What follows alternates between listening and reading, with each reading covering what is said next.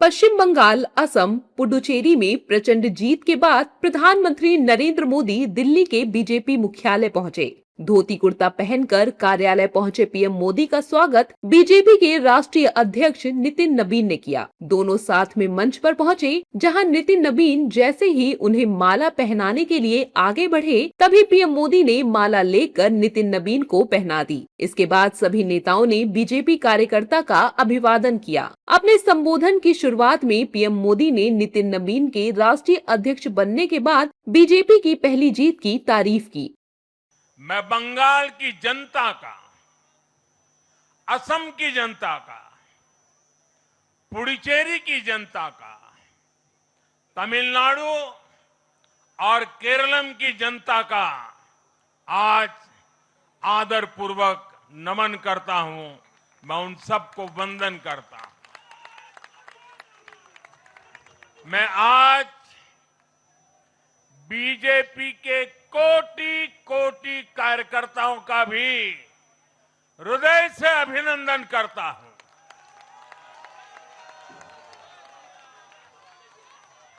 भाजपा के हर छोटे बड़े कार्यकर्ता ने एक बार फिर से कमाल कर दिया है, कमल खिला दिया है।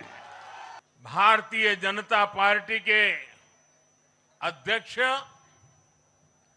श्री नितिन नबीन जी द्वारा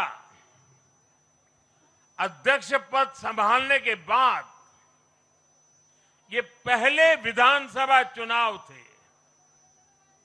इन चुनावों में पार्टी कार्यकर्ताओं का, हर कार्यकर्ता को उनका जो मार्गदर्शन मिला, वो मार्गदर्शन इस विजय में बहुमूल्य रहा है। पीएम मोदी ने कहा कि आज बंगाल की जीत से ये साफ है कि गंगोत्री से लेकर गंगा तक देश में बीजेपी ही बीजेपी है। पीएम मोदी ने कहा कि आज बंगाल भय मुक्त हुआ है, भरोसे से युक्त हुआ है। उन्होंने कहा, आज बंगाल की पावन धरा पर नया सवेरा हुआ है, सूर्योदय हुआ है। गंगोत्री से लेकर गंगा सागर तक कमल ही कमल खिला हुआ है।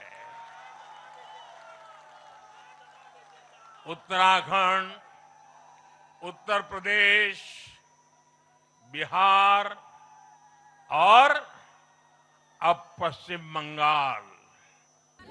पीएम मोदी ने अपने भाषण में कहा कि विपक्षी दल नारी विरोधी है। दलों ने नारी वंदन बिल पास नहीं होने दिया। आज नारी ने इन्हें सजा दी है।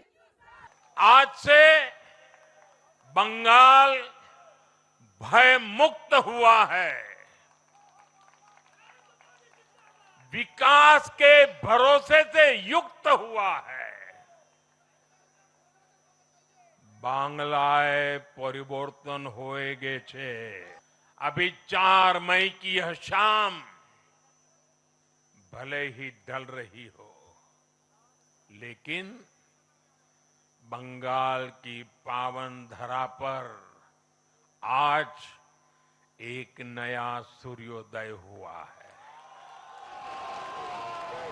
पीएम मोदी ने समाजवादी पार्टी पर भी निशाना साधा और कहा कि यूपी की महिलाएं भी समाजवादी पार्टी को सजा देंगी।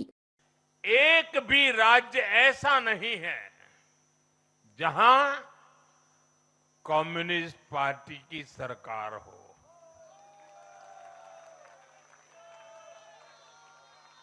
एक भी नहीं है।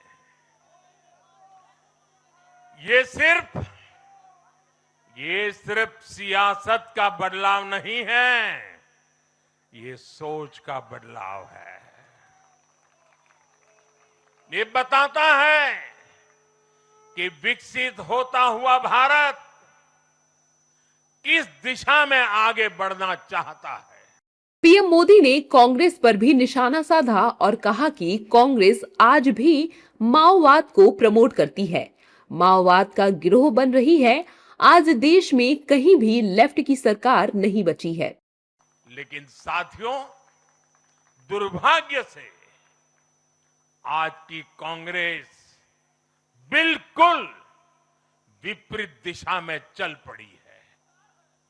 ऐसे समय में जब पूरा देश कम्युनिज्म से किनारा कर चुका है, कांग्रेस उसी विचारधारा को अपनाने में लगी है जिसे देश ने ठुकरा दिया है।